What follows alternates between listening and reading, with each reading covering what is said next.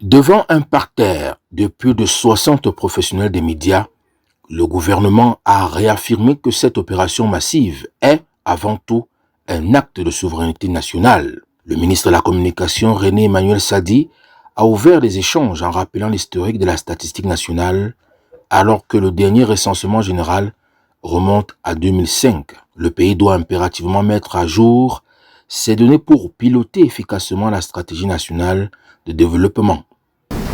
Mais aussi des contraintes de temps et de disponibilité auxquelles les populations recensées sont soumises du fait des dites opérations. Vient ensuite le cas de la combinaison des trois approches du recensement que sont le porte-à-porte classique, l'utilisation de l'imagerie satellite et de la modélisation statistique assistée des outils de cartographie numérique ainsi que le contrôle qualité à travers l'accompagnement technique de l'Institut de formation et de recherche démographique en abrégé et forme. L'un des enjeux majeurs réside dans la capture du dividende démographique. En localisant précisément les jeunes et les femmes, l'État entend transformer ce potentiel humain à un véritable moteur de croissance économique. Le volet agricole, dont les dernières données exhaustives remontent aux années 80, constitue le second pilier de cette opération. Gabriel Barrobé, ministre de l'Agriculture et du Développement rural, a souligné l'obsolescence des statistiques actuelles. Pour 2026, le Cameroun mise sur l'innovation, cartographie numérique, tablettes et approche modulaire de la FAO seront déployés pour garantir une fiabilité totale.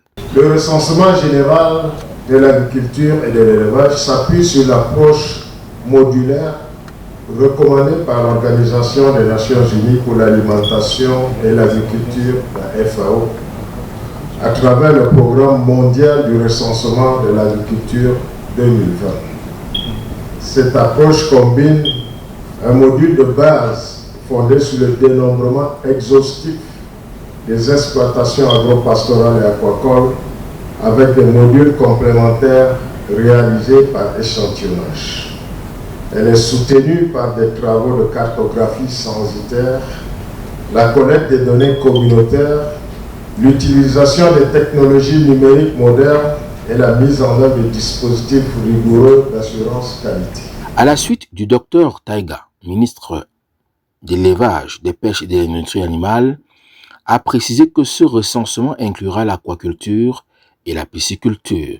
L'objectif est clair, caractériser chaque exploitation pour booster la production nationale et assurer l'autosuffisance alimentaire. Pour le secteur de l'élevage, il permettra de renseigner sur les effectifs et les structures du cheptel, les systèmes d'élevage, les contraintes rencontrées et le recours aux services vétérinaires. En matière d'aquaculture et de pisciculture, parce que c'est aussi de l'élevage, il permet d'évaluer la production nationale, de caractériser les exploitations et d'identifier les leviers de développement. Les attentes, parce que c'est cela nos contributions, les attentes du ministre de l'Agriculture et de moi-même concernent surtout la communication et la sensibilisation, la mobilisation de tous les acteurs afin de susciter l'adhésion fondamentale pour instaurer un climat de confiance autour des opérations de recensement. Le ministre de la Communication a ainsi appelé les médias à devenir le bras armé de cette sensibilisation. 5 axes ont été définis: l'usage des langues nationales, la démystification de l'impôt, la mise en avant des bénéfices concrets pour les communautés, l'appui sur les chefs traditionnels et la continuité de l'information jusqu'à la publication des résultats. Le gouvernement appelle à une mobilisation générale des savanes du septentrion aux forêts du sud. Chaque citoyen est invité à répondre aux enquêteurs. Le Cameroun s'apprête à écrire une nouvelle page de son histoire où chaque chiffre est un visage et chaque visage est un avenir à construire.